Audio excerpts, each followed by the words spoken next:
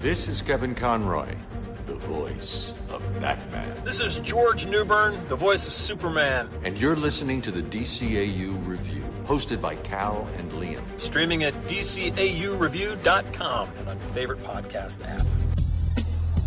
There is an alien among us.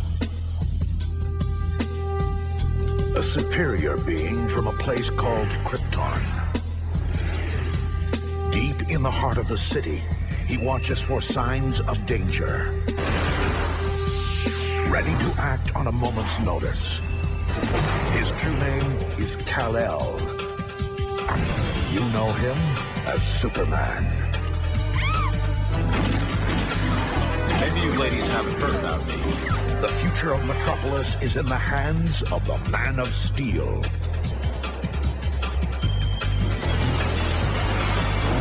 Get up! Superman! Get up. He's gonna be busy. I said get up. Superman.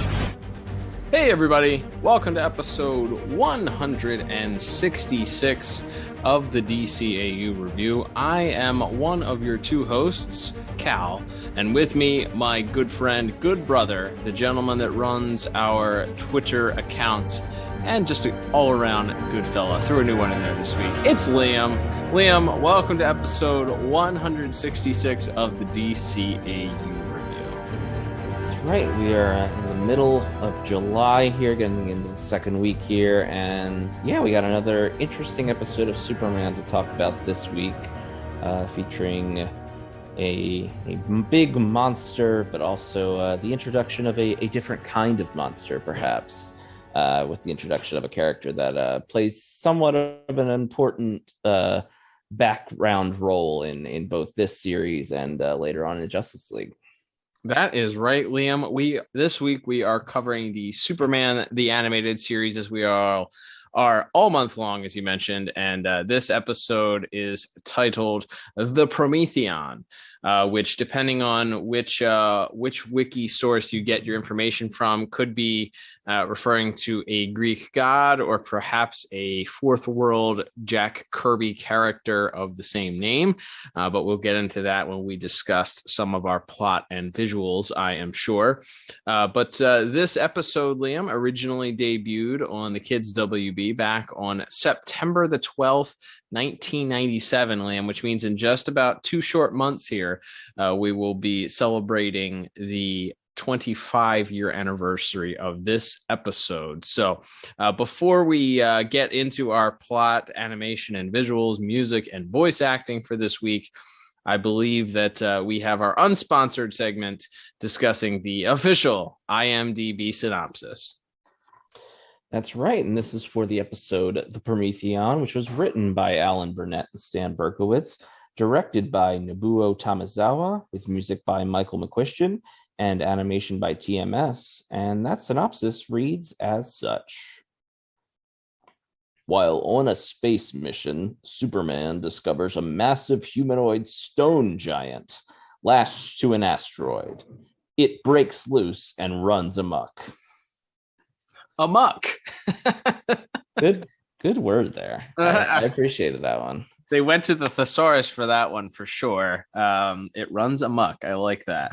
Now, normally a plot summary that vague, we would say there would be work to be done, but that is basically the whole episode. There's no B plot. There's no real deeper meaning as we jump into our plot here. Episode opens with a combination military star labs. Hey, this show I think predicted the future. You know, everyone always likes to point out when like The Simpsons predicted something. This episode here predicted the Space Force. That's right. The military involved in space missions. 1997. It's September the 12th, 1997. See if there were any Simpsons references before then. But if not, definitely the DCAU gets the crown for that one. Absolutely. But yeah, so there's this combination Star Labs military operation to blow up this giant asteroid that's heading towards Earth.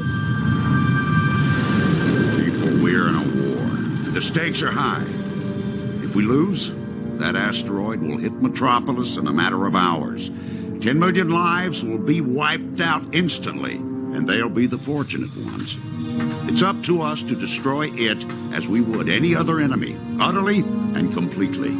Any questions? No, sir! Still think we need the alien? Superman soon arrives, and this is where we get the introduction to, as we alluded to, the first in timeline appearance of General Hardcastle, who's this character that just kind of gets brought back a few more times throughout this series, and then again in Justice League Unlimited later on. But plays a pivotal role in Justice League Unlimited, actually. Absolutely, they sort of retroactively make him the linchpin of how the clone of Supergirl is brought about, and as well as some of the other Cadmus stuff that we've covered in that episode, Fearful Symmetry, which you can hear back in the archives at DCAUreview.com. But so we get his introduction immediately. We are told that he doesn't like Superman. He doesn't like the grandstanding and the fact that Superman is not necessarily loyal or beholden to any world government or any country at all, and is sort of a free agent, as it were, and how that makes him nervous. And so he wants to go ahead and proceed with the mission without Superman's help. But of course, right there, Superman in his nice spacesuit, which again, as we sort of alluded to last week, there's a perfect Kenner Hasbro toy of this spacesuit. One-to-one perfection here, but we get to see him in the spacesuit quickly as he's sort of taking care of the asteroid. Superman discovers that not only are there asteroids, but there is this sort of giant rock monster that is trapped on one of them, which is seemingly dead or dormant, but as it gets closer to the sun, it begins to awaken.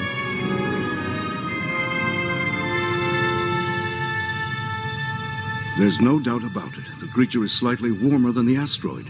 And listen to this.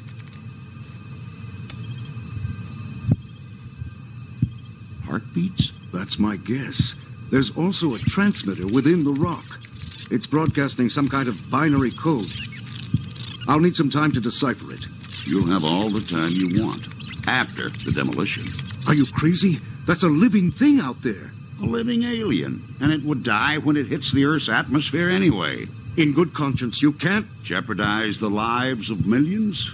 You're absolutely right, Professor. Gentlemen, there may be another way. I might be able to push the asteroid into Earth's orbit. As the synopsis said, it begins to run amok from there. It does indeed. Interestingly enough, we mentioned General Hardcastle there. Before we move past that, I will say that I think that dialogue that he has with Emil Hamilton is a little bit of insight. Certainly is interesting that it comes from the point of view of a hardened military man, one who you might guess what his political leanings may or may not be, and his general thoughts and feelings on quote unquote aliens. And it's maybe a little bit of insight into what one might think, if you were doing a psychological perspective or trying to understand somebody of that thought process and why quote unquote aliens are so scary to them and why it's such a difficult issue for them to talk about. He talks about not only not being able to trust him, but also not being able to control, and what he can't control, he can't trust. Just get the job done, hero. And no showboating. What do you have against him, Hardcastle? He's an alien. He has no allegiance, no jurisdiction. I don't trust what I can't control, Hamilton, and I don't like what I can't trust. Emil, you'd better get over here. So very, very interesting. Maybe some slight underhanded commentary from the writers there. Maybe not so subtle commentary there, but very interesting. But as you mentioned, yes. So as they discover that this being trapped on the asteroid is indeed alive, Emil Hamilton asks at this point for them to perhaps or sort of appeals to General Hardcastle to give them some more time instead of just blowing this asteroid up. And with the kindness of any supervillain, General Hardcastle says, "Nah, we're just going to blow it up." So Superman and Emil Hamilton decide they're going to move it into the Earth's orbit for a period of time. And unfortunately, as they do, it creates enough heat, it seems, to awaken the beast. This allows the beast to sort of break away from the asteroid, and he begins falling to Earth. And wouldn't you know it, just their luck, headed directly towards, of all places, Metropolis. So Superman decides he's going to try and redirect the falling creature towards the ocean, as he puts it. Which ocean? We're not sure, but an ocean. So he does his best to do that. And as the beast drops towards the ocean, wouldn't you know it, there's a nice family out on a cruise ship, or their own giant yacht, out for a nice afternoon trip. And as the beast lands into the water, it creates a giant tidal wave that Superman has to sort of save this yacht from being capsized in. From there, he sort of loses the beast, and we learn from there that the beast is somewhere in the ocean, and begins coming into contact with a sub, perhaps a nuclear sub, and begins attacking said sub. And Superman, who thankfully is patrolling the ocean in his deep dive Superman costume. Second back-to-back episode appearances. We didn't even plan it that way, Liam, but yet another appearance from the deep dive Superman action figure. Costume that he definitely needs in order to communicate with people underwater. And he quickly realizes that this sub has come under attack, and Superman to the rescue. Yeah, that's and that's sort of a lot of the episode, and we'll certainly talk more maybe in detail about a lot of these scenes in visuals, because it's a very visual episode. There isn't a lot of dialogue, and as we sort of talked about, the plot itself is pretty simplistic. It's kind of just a series of little vignettes of Superman trying to head off this monster and sort of doing damage control, and kind of having to do some problem solving of how to stop the havoc that the monster is wreaking. You mentioned him having to kind of like push the yacht out of the way of this giant tidal wave, and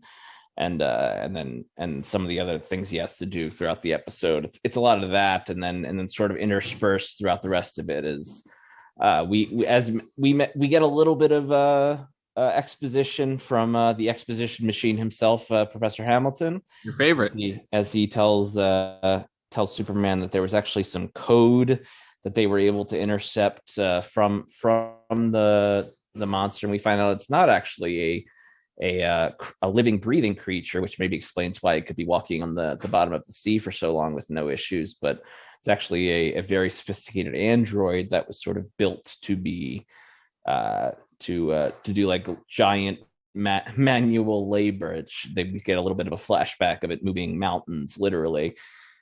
The code was simpler than it seemed. They wanted others to translate it. They? The aliens who created that thing. It's a synthetic being. It was built for strength and given only minimal intelligence. They wanted to use it for heavy labor. Obviously something went wrong. Very. Its fuel was supposed to be the heat from their suns, but that was hardly enough for the creature. Soon it began to absorb heat from everything, and the more it absorbed, the stronger it got. No wonder it didn't burn up when it fell through the atmosphere.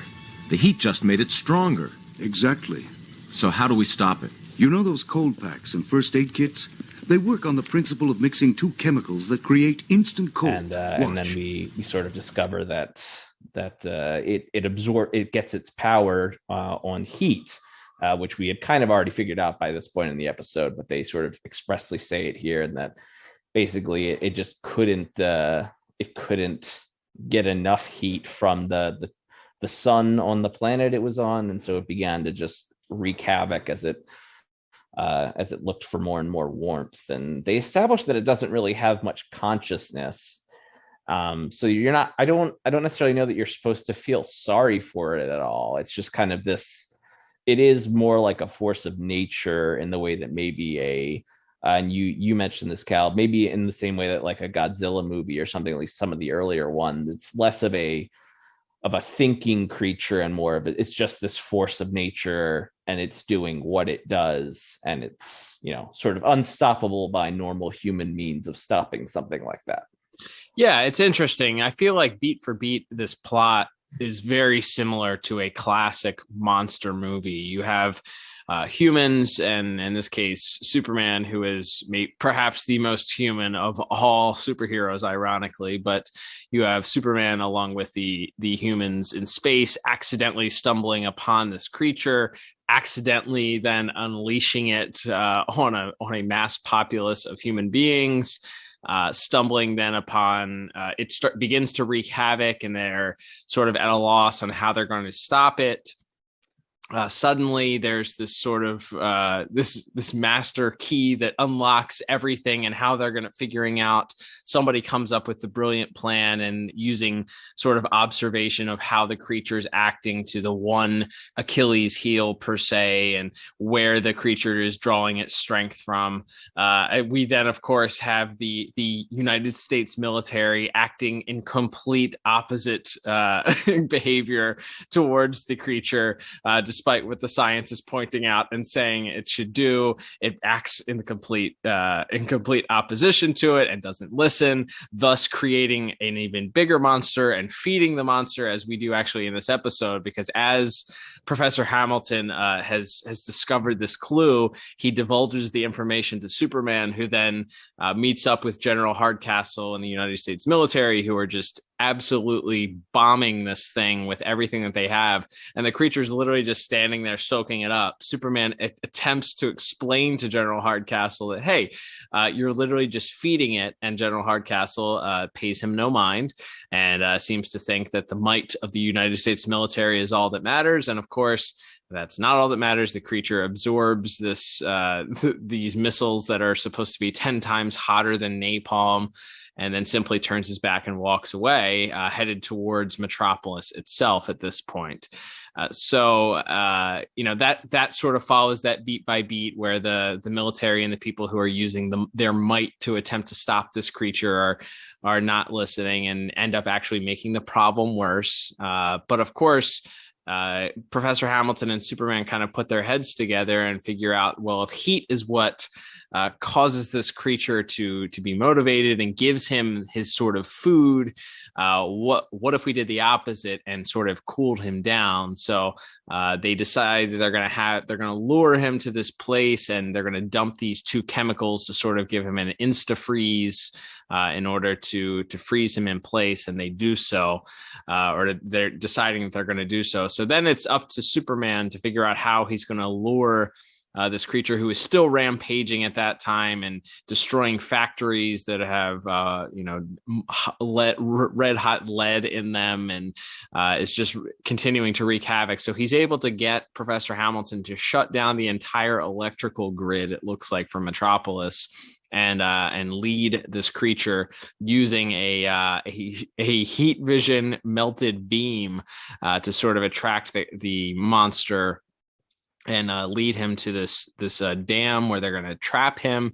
But just in the last seconds, and again, following that sort of monster movie plot, just as you think that he's going to step into the trap, there's something that distracts him.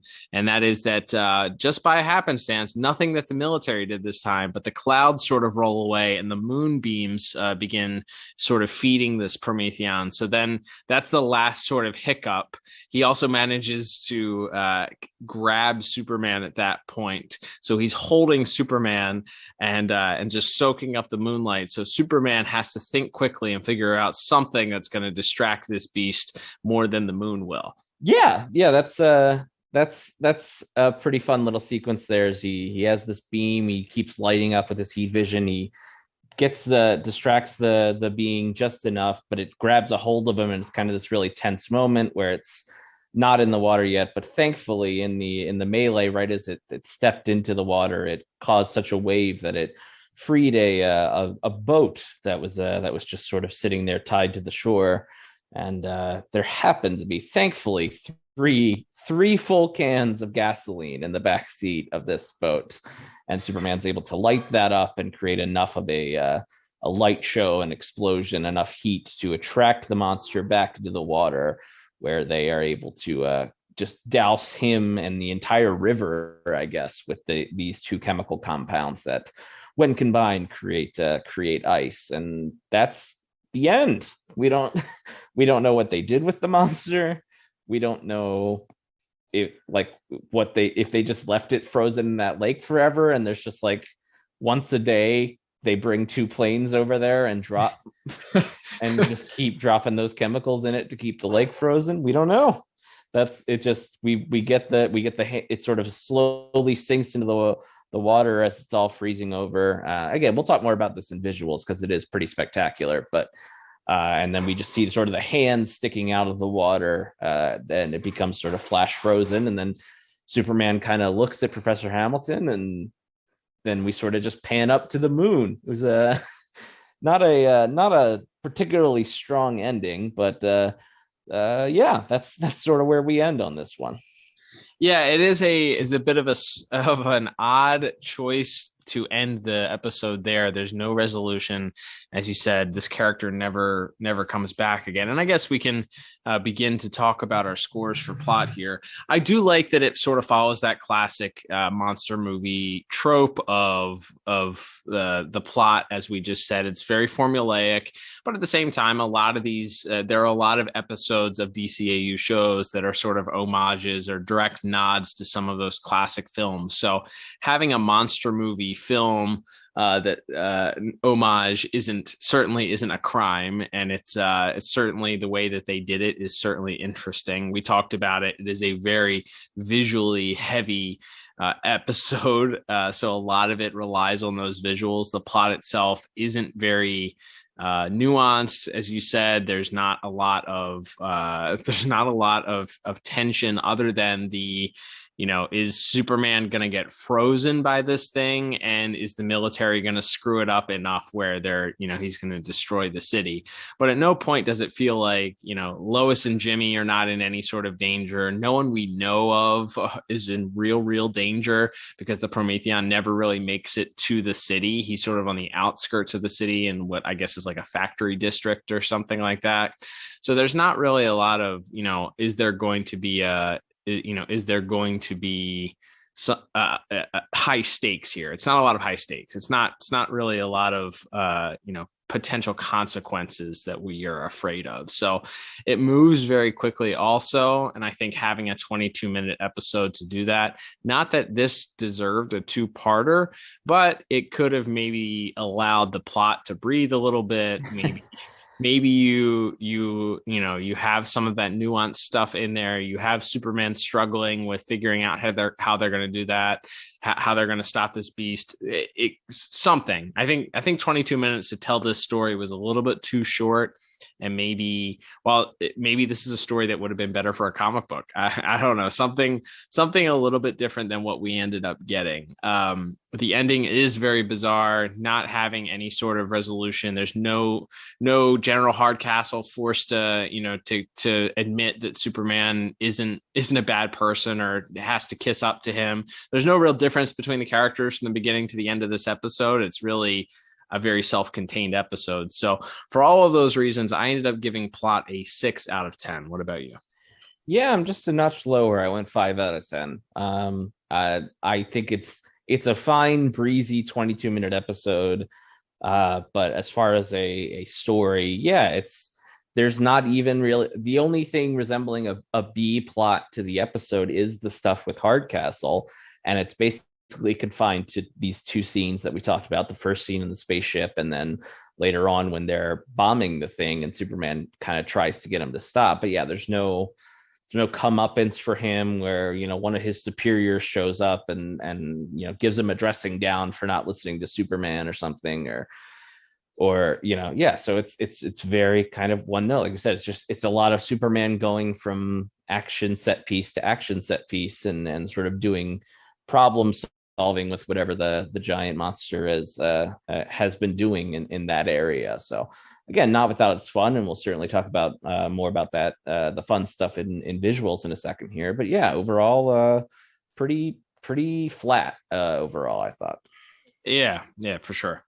All right, Liam, let us move on then to our animation and visuals here. And this week, I believe we have another director here who probably may have only directed this episode. I don't know if there were any other episodes listed to his name or not. But we do have some interesting visuals here. As we said, not a lot going on with plot and certainly not a lot going on with voice acting because there's not a lot of dialogue. So music and visuals really had to sort of carry the episode here. I will say that the first thing that I had written down here is that the Prometheon itself, boy, is that a Jack Kirby design or an homage to pretty much every Jack Kirby design ever, right? Yeah, and as you alluded to, this is at least loosely based on these characters from the New God Jack Kirby comics called the Prometheon Giants. And if you just Google that, the first image you'll see is a big giant rock monster in metal shackles strapped to an asteroid. So you can see where a lot of the visual motif sort of came from for this episode, but. Yeah, I think that the design itself is it is pretty basic. It's just this big hulking brown monster, and there's nothing wrong with that design. And again, I think because they sort of throw in that dialogue about how it doesn't have much intelligence, it's just sort of going from power source to power source. You don't really need it to have that expressive of a face necessarily. Certainly, it has, like you said, the big Kirby jaw and sort of looked like it could be if you recolored it could be a nude Ben Grimm. But I think there is some fun stuff throughout the episode. We'll get to the kind of the big action moments here, but just that little bit of when Superman has the steel beam and he's lighting it with his heat vision, and the whole city has been blacked out to sort of try to keep the creature from going further towards civilization. And then we just see this sort of bright red light go past, and there is like this little flash of expression on the creature's face for almost the first time in the episode as he sort of begins to reach out and chase it, almost sort of like this childlike awe on his face when he sees when it's sort of all gone dark and then this one bright light sort of catches his attention. So despite it being sort of this unthinking, unfeeling creature, there are some moments where they do some fun, sort of expressive moments with it. Absolutely. And it's interesting you mentioned that. Yeah, this is those Promethean giants were part of Jack Kirby's Fourth World. And there was, I believe I read in the storyline that they were actually banished to the fourth or to the source wall at some point.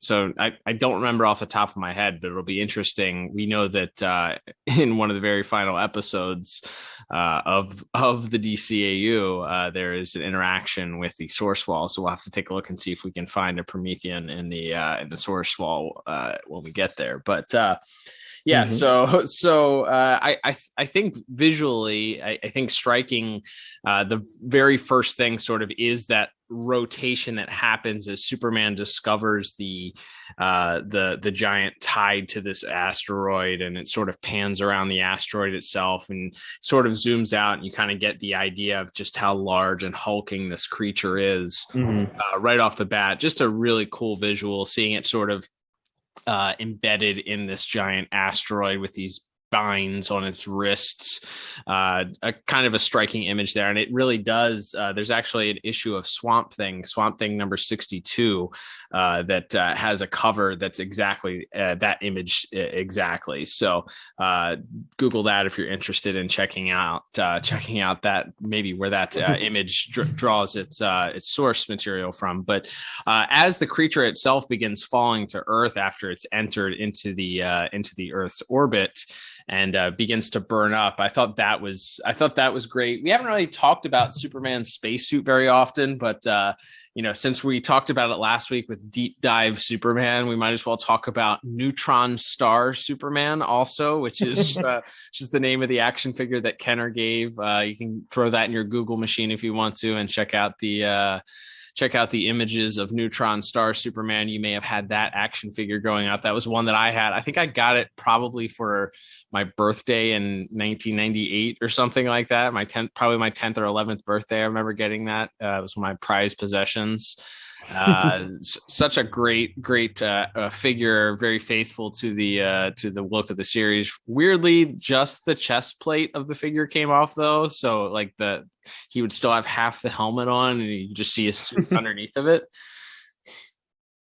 Yeah, kind of a strange choice, but yeah, it's cool. I like seeing that design again. It's simple.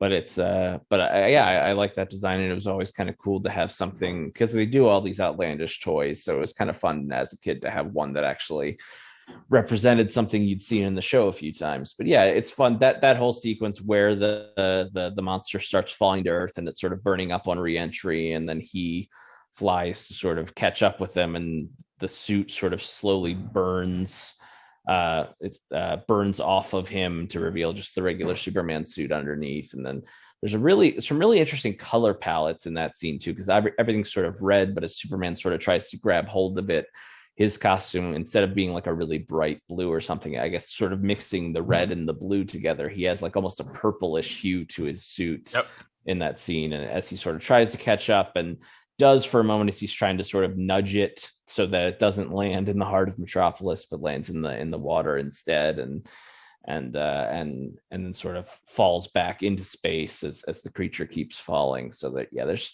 some really, really tremendous, all like we said, most of the episode is just Superman flying around, like we said, having to deal with the tidal wave that it creates. So he has to kind of push this yacht out of the way, and then sort of getting the nuclear sub away from it while they're underwater. A lot. This episode, once again, animated by TMS, just like last week's was, and a lot of fantastic animation when it comes to the water. Very fluid, no pun intended.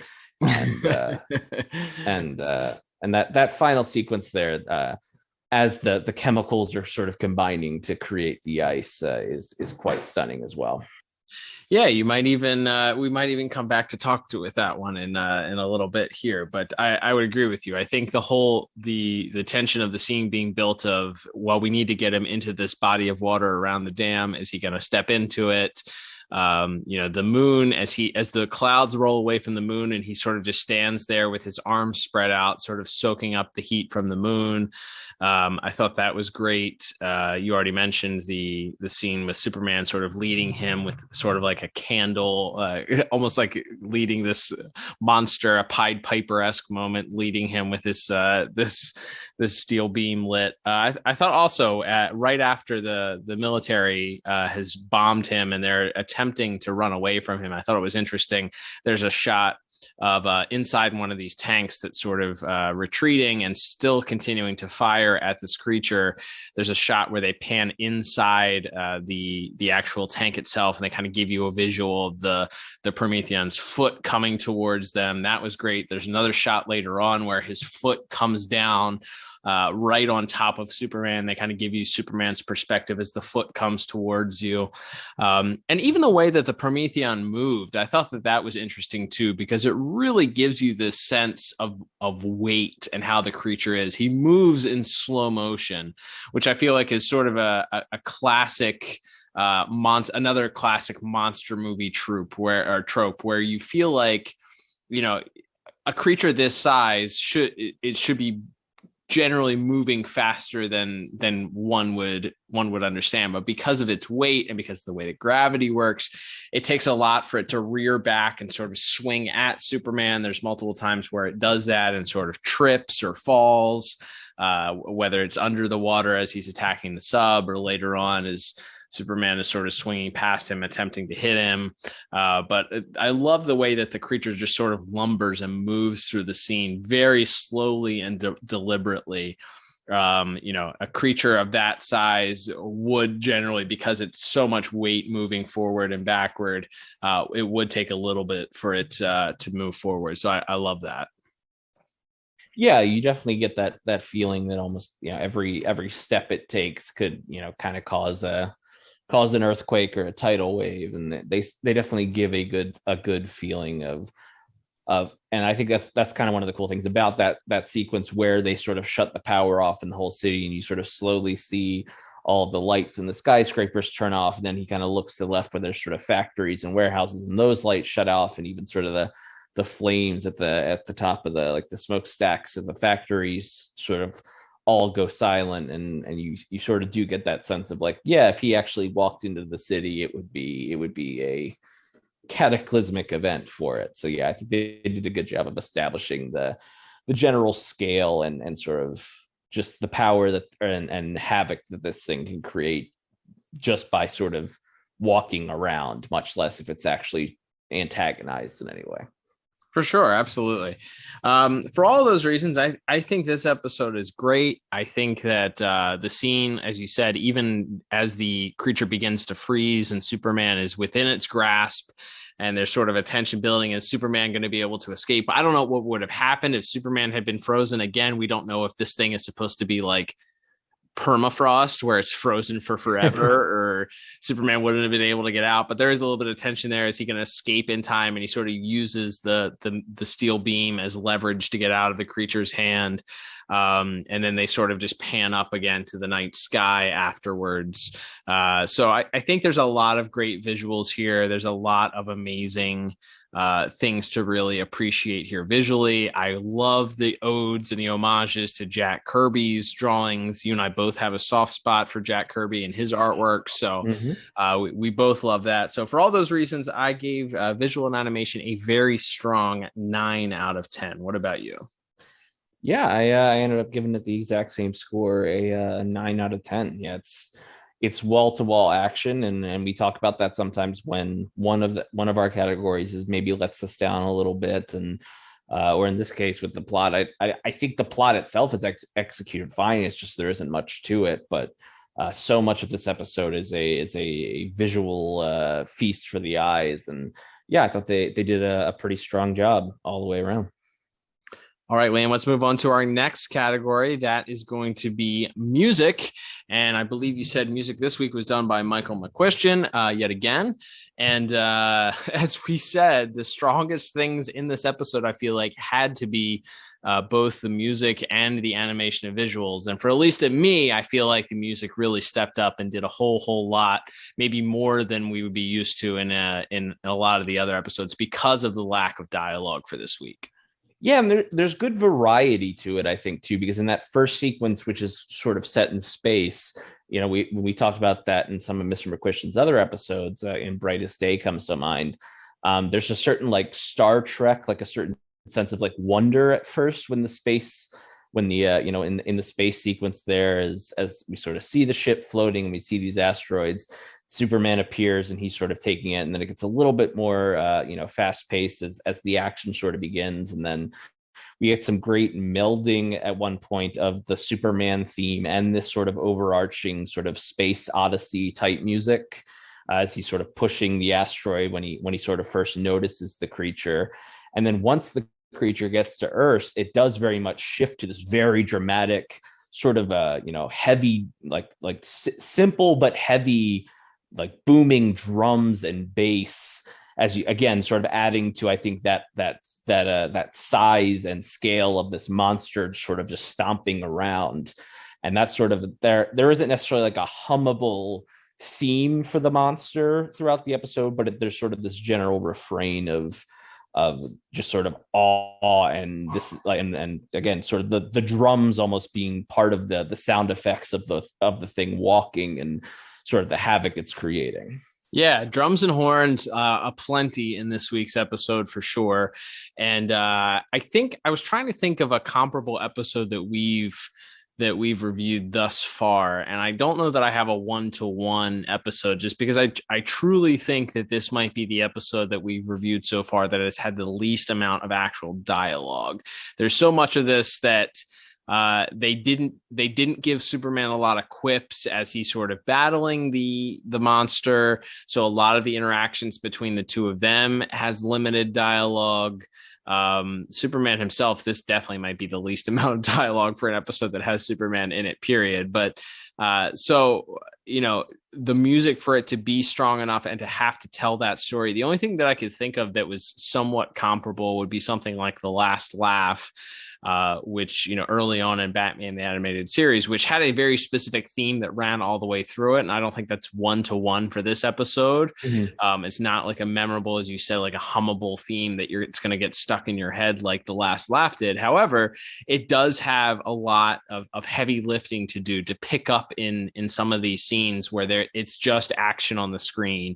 So it needs to tell you that, hey, this is an impending doom for Superman, or look at, you know, this is a legitimate threat for Superman and the army. I think that scene where they're launching the missiles at the creature and then the music just sort of stops and then begins to pick up again, you know, once he opens his eyes after he's sort of taken in all of these missiles that have attacked him, and then he begins moving again. It just sort of, it sets the tension. It's like, all right, did this work? Was Emil Hamilton wrong? And then it's like, nope, he wasn't. The creature, you know, and that felt very cinematic. And again, it felt into that theme of the monster movie where, they bring in this giant weapon that they think is going to defeat it. And there's sort of this lull where you don't hear anything. And then the monster emerges from the, you know, from the smoke, stronger and just even more pissed off. So, you know, I feel like the music did such a great job for this week's episode. Mr. McQuiston did such an excellent job in coming up with a theme that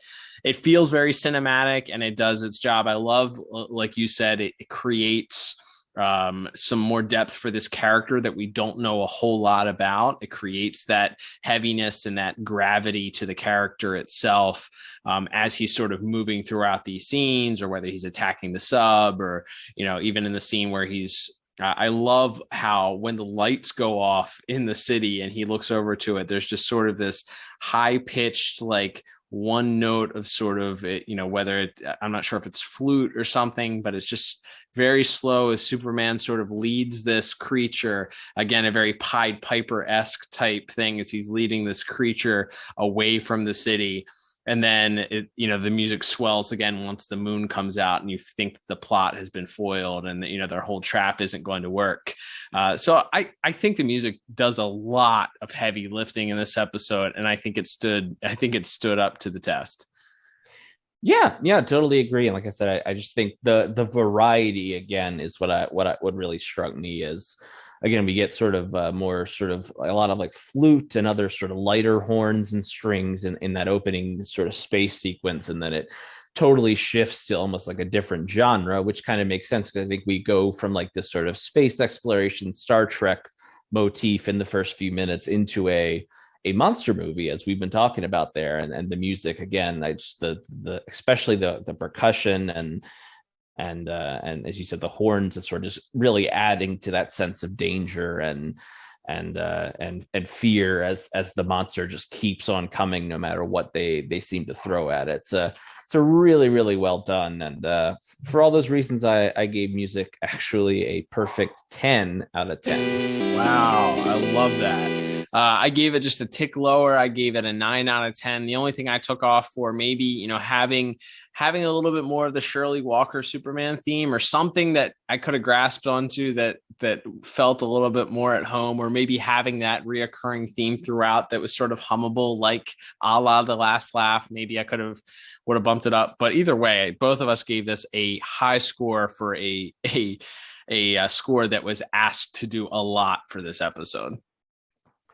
Yeah, absolutely. It's like I said, it's just a really unique sort of soundtrack for an episode, and one that really enhanced and as we've sort of talked about, picked up the slack where maybe the plot and the voice acting, while again I don't think either one is necessarily bad, we'll get to voice acting in just a second, but they didn't have a ton to do. So just a very maybe to date the most heavily reliant on the visuals and music of any episode we've reviewed. That's right. All right, Liam, let's move on to our next category. Well, our final category. And as we've alluded to for nearly the entire episode, not a lot of dialogue, which means not a huge cast here either.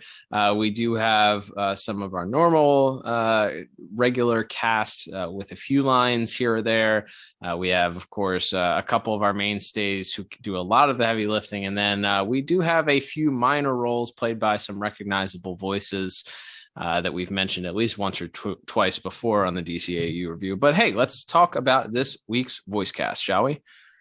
That's right. So in some sort of rapid fire minor roles, we have Frank Welcher sort of providing the grunts and groans of the creature. Of course, folks would know as the voice of Scooby-Doo, as well as doing voices in Transformers and more recent some of the Mortal Kombat games and things like that. So a lot of voice acting credits to his name, but fun to see his name pop up, especially again because the creature has no lines, but he does a nice job there. But yeah, some of the other recognizable names and sort of background voices, we hear Jennifer Hale, who of course voices Giganta and Killer Frost later on in Justice League, just playing some of the minor background roles of a scientist at Star Labs and I think one of the women on the yacht.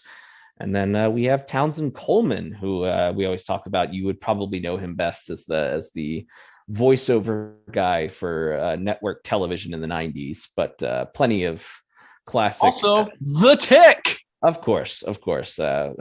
Perhaps most famously in our household, the voice of the Tick in the animated series. So fun to see him again. Minor role, just playing like a sea captain on the sub that the creature attacks. But then, yeah, we have just literally for one scene, we briefly have Dana Delaney as Lois and David Kaufman as Jimmy.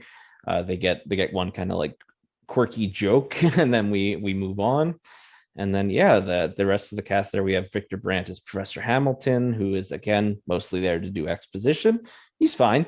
Yeah, he does okay this week. I think hashtag my Professor Hamilton.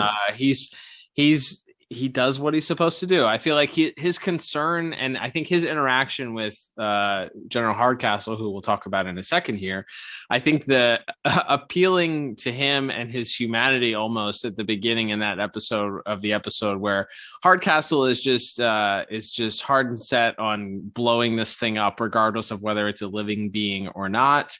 And Professor Hamilton tries to appeal to his humanity, and Hardcastle is not budging an inch, and sort of Emil Hamilton's just utter disdain and being flabbergasted over his lack of care, I think is probably the best part of the episode, or best part of his acting in the episode.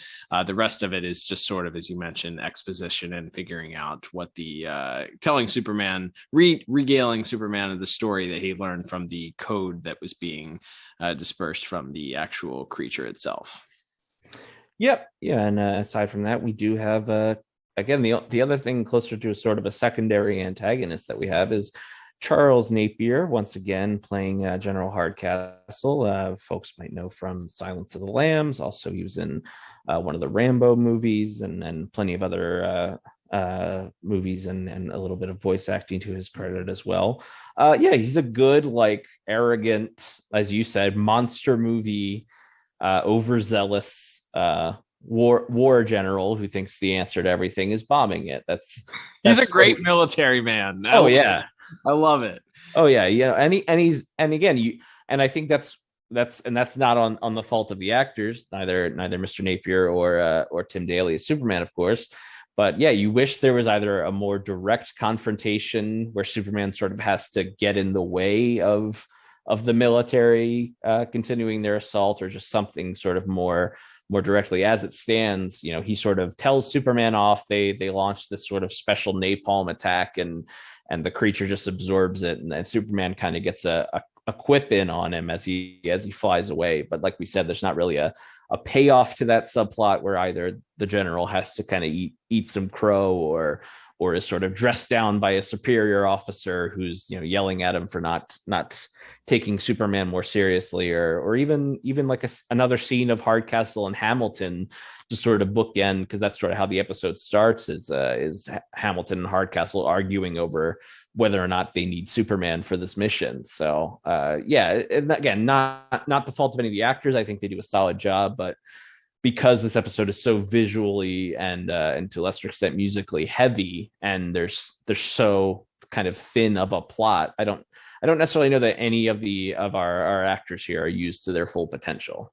Yeah, I agree. I think you're onto something there. I think even, you know, a last minute, instead of just panning up towards the moon, having an interaction between Hardcastle and Hamilton, where Hamilton, you know, says, you know, will you admit that Superman's not all that bad now? And maybe Hardcastle doubling down and saying, well, I told you he had to be a grandstander or something like that, and doubling down on his opinion. That would have benefited, or you know, could definitely have been useful at some point, just reiterating this guy's, you know, a hard-headed moron, or, you know, having him maybe subtly admit while Superman isn't there, but Superman can hear from a distance or something like that, him admitting that, well, I guess it was good to have the alien here for something, or, you know, something like that would have been, you know, again, and that's plot. That's not necessarily the fault of the actors, but, you know, not having sort of a sort of resolution to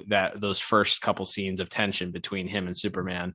Although I guess technically we do get a little bit later on in the series, but it's just not. It's great. It's great. His performance is great. Him not having sort of a bookend to the story for this episode is not great. Yeah, that's nobody. Again, that's not the fault of the actors, but overall, I kind of settled on a 5 out of 10 for voice acting. I don't think anybody does a bad job, but they just don't have much to do. So just kind of middle of the road right there with a 5. I don't think it's worth a disagreement alarm, but I went just 2 points higher on this one. I went 7 out of 10. I think Mr. Napier does a great job. I do love his performance as General Hardcastle. Obviously, as we mentioned, he does come back in a couple episodes, so we know that you know, some of his work here is sort of played upon later on in his general distrust of Superman. You know, so I do appreciate that. I thought that for what Tim Daly had to do in this episode, there is some concern in his voice and whether or not he's actually going to be able to stop the Prometheon in his conversation with Professor Hamilton. But there's not a lot that has to be done here. So I don't fault you for a 5 out of 10. I just went a little bit higher with a 7. All right, Liam. Well, that will bring us to and that, my friend, is a sound we've not heard for a few weeks. That is the sound, of course, of a bonus point. So I this week have a bonus point that I would like to give, and it's interesting because with all the Jack Kirby talk we have here, and of course, Jack Kirby is well known for his work not only in the DC universe, but also his work in another universe, I guess you could say, that of course being the Marvel universe. But I think there was a bit of an homage here at the end of this episode that I did not see pointed out anywhere, at least not on the DCAU wiki, which is my source for some interesting factoids. But I believe, if I'm not mistaken, it's interesting, Liam, you mentioned that the Prometheon himself maybe gives you some Ben Grimm vibes. Is that right?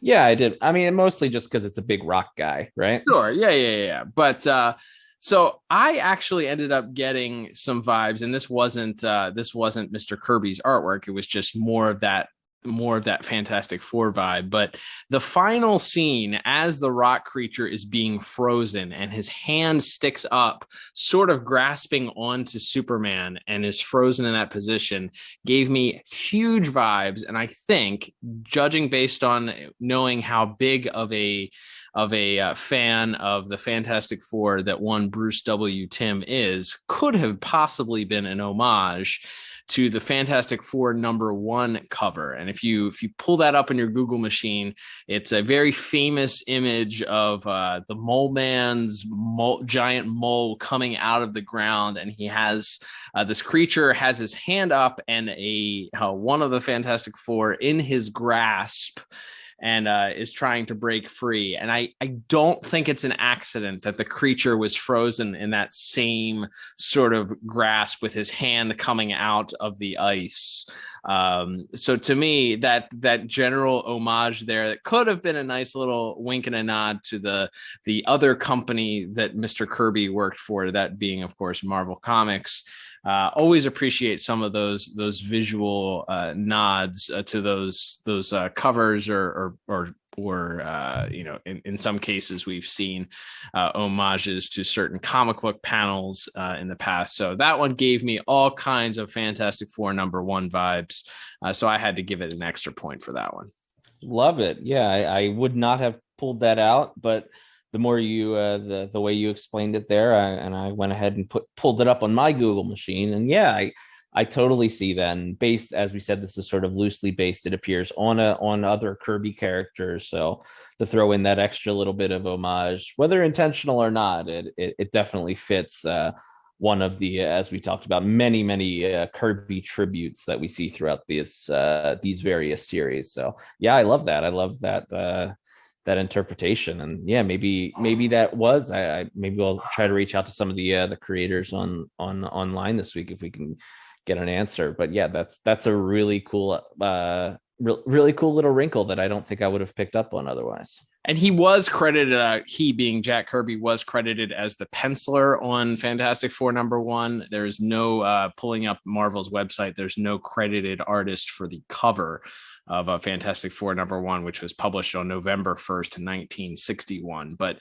Jack Kirby was the penciler on that comic itself. So maybe another slight connection there. More evidence, Your Honor, that I present that maybe a bit of a nod to the Mole Man there. So yeah, loved that. Felt that was worth an extra point there. So. All right, Liam. Well, that will get us to our final scores for this week's episode. So totaling everything up that I have here, including the bonus point, I come up with a very solid 32 out of 40. What about you? Yeah, I'm just a couple points lower at a 29 out of 40. All right. Well, Liam, that leads us to talking about rewatchability. I feel like this one would probably be short and sweet, if not for maybe General Hardcastle's appearances later on. So we know that he does come back. This does sort of set the table for his tension and his general distaste for the Man of Steel, which we know comes into play, as we already said, later on.